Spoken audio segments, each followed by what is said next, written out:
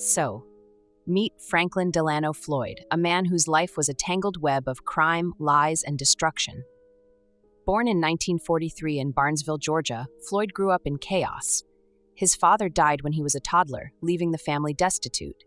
His mother, unable to support her children, placed Floyd and his siblings in a Baptist children's home. Sounds like the kind of place that might offer safety and guidance, right? Nope, it was more like a factory for trauma. Abuse and neglect were daily occurrences, shaping Floyd into someone who viewed manipulation and violence as tools for survival. By the time Floyd hit his teens, he was already in trouble, breaking into stores and stealing money. But what started as petty crimes quickly escalated. In the 1960s, he was caught attempting to kidnap a 4-year-old girl, landing him in prison. He escaped several times, only to be caught again. This guy treated prison walls like they were mere suggestions. Fast forward to 1975, Floyd was now using the alias Brandon Williams and trying to reinvent himself as a family man. He married Sandy Chipman, a single mother with 4 children. But if you're thinking this is his attempt at a normal life, think again. While Sandy served a short jail sentence for writing bad checks, Floyd did what any sane husband wouldn't. He took her children and vanished. 2 of the kids, Allison and Amy, were eventually found abandoned at a church-operated social services group, but Suzanne, the eldest daughter, and her baby brother Philip were missing. Suzanne's life under Floyd's control was nothing short of a horror story. He raised her as his daughter, subjecting her to years of abuse while keeping her identity a secret.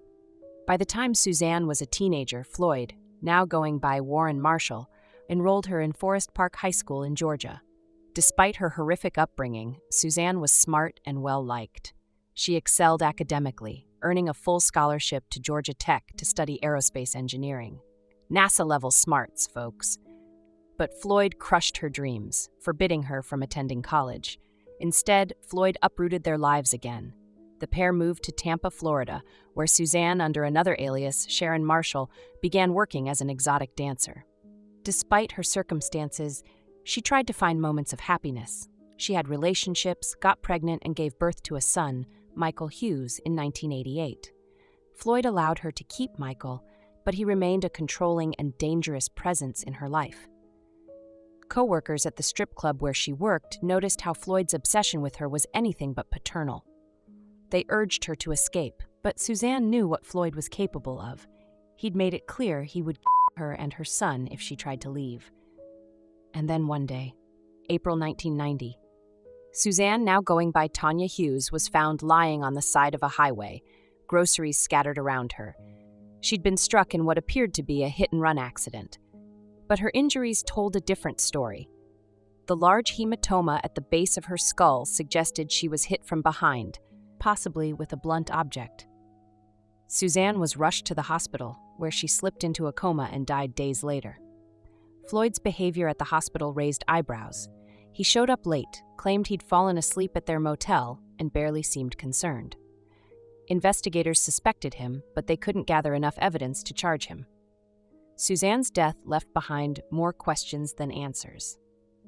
What happened that night on the highway? And who was this man claiming to be her husband and father? As authorities dug deeper into Floyd's past, they uncovered a labyrinth of aliases, kidnappings, and unspeakable crimes. After Suzanne's death, Franklin Floyd wasn't done wreaking havoc. He claimed custody of Michael Hughes, the son Suzanne had worked so hard to protect. But Floyd's dark secrets started catching up with him. Authorities were digging deeper into Suzanne's mysterious life, and they were starting to realize that her father wasn't her father at all. Michael, a toddler at the time, was placed in foster care. Floyd's efforts to reclaim him hit a major snag when a DNA test revealed he wasn't Michael's biological father. With no legal claim and an extensive criminal history, Floyd lost custody permanently. This didn't sit well with him. Obsessed and controlling to the end, Floyd wasn't about to let go. And then one day, September 12, 1994, Floyd stormed into Michael's elementary school in Choctaw, Oklahoma, brandishing a boomstick. He forced the school principal into his car and demanded he take him to Michael's classroom. Floyd kidnapped Michael in broad daylight and fled, abandoning the principal in a remote field along the way. The manhunt that followed spanned multiple states and turned Floyd into a fugitive once again. Floyd was arrested 2 months later in Louisville, Kentucky, but Michael wasn't with him. Authorities pressed Floyd for answers, but his stories kept changing.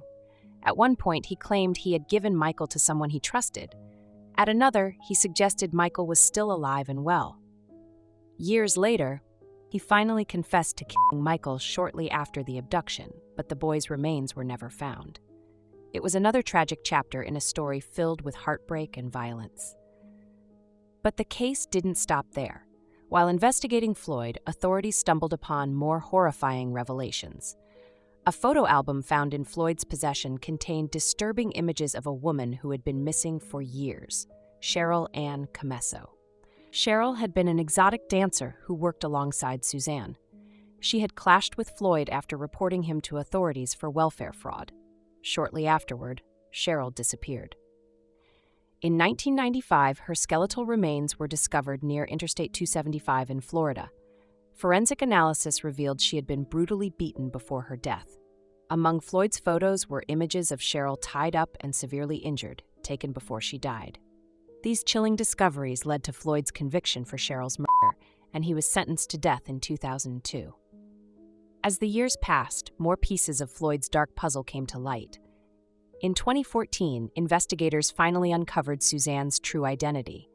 She was Suzanne Sevakis, the daughter of Sandy Chipman, the woman Floyd had married and deceived in 1975. Suzanne's tragic life, from her abduction as a child to her death as a young mother, was a testament to the depths of Floyd's manipulation and cruelty. Today, Franklin Floyd sits on death row, a shadow of the man who once thought he could outrun justice. His story is a chilling reminder of the lives shattered by his actions and of the resilience of those who fought to uncover the truth. Thanks for tuning into Talescape. Don't forget to like, comment, and subscribe for more stories that dive deep into the darkest corners of humanity. And remember, evil thrives in silence, so always speak up for justice.